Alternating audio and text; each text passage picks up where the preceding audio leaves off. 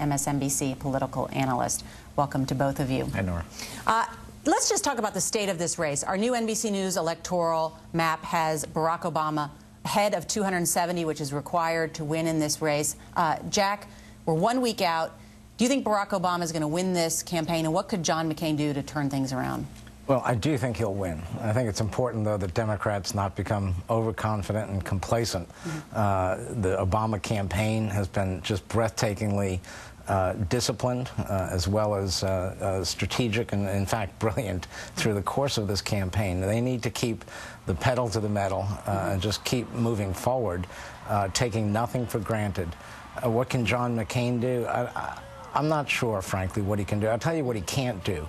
It is clear, I think, to everyone watching this campaign that the nasty, negative attacks, the name-calling, the making up things about socialism and all this other nonsense is backfiring. It's not working. Senator McCain should get back on the positive, try to run a dignified campaign. You know, in the year 2000, he said, I'm not going to take the lowest road to the highest office in the land.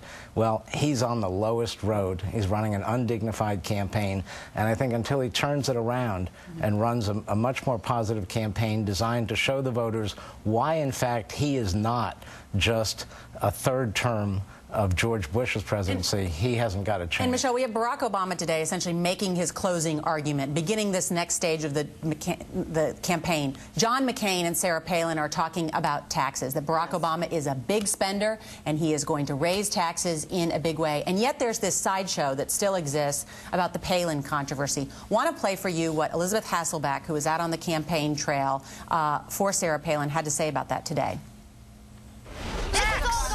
It's going to charity, and the fact that with everything going on in the world today, these are the stories that are running. Everything going on in the world. I listened to you yesterday, and I'm very proud of you. You know how I feel about you, and you know that one of the reasons that they wanted you there is that you have been such a success and so wonderful on the show. Okay? Thanks, Barbara. What did you?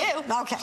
One of the first things you brought up were her clothes. Enough already. You didn't have to bring it up. I wanted it to end, and I figured it wasn't going to until somebody put a punctuation on it and put it right back in their face. Unfortunately, it doesn't end like that. We've been all over everybody about their looks, and it's not sexist. It just seems to be the way that people spend the time these days just to have something to talk about to avoid what the real issues are.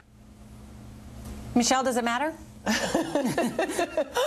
You know, I don't know. It's amazing to me that after a few days had lapsed that they would actually bring the conversation up again. Apparently she brought it up. Sarah Palin addressed it. Yeah, Sarah Palin addressed it. Elizabeth Hasselbeck addressed it yesterday in the comments that she made. But a few days had lapsed. I think that the conventional wisdom was that the RNC or whomever it was that decided to spend this enormous sum of money on clothes for her in a six-week period made a mistake because they have messaged her as a hockey mom and as a Walmart mom or a Target mom, and there was a mix in messages there. I thought that they did the best that they could yesterday. I thought it was a good argument to be made, but the point was I don't think it necessarily had to be made.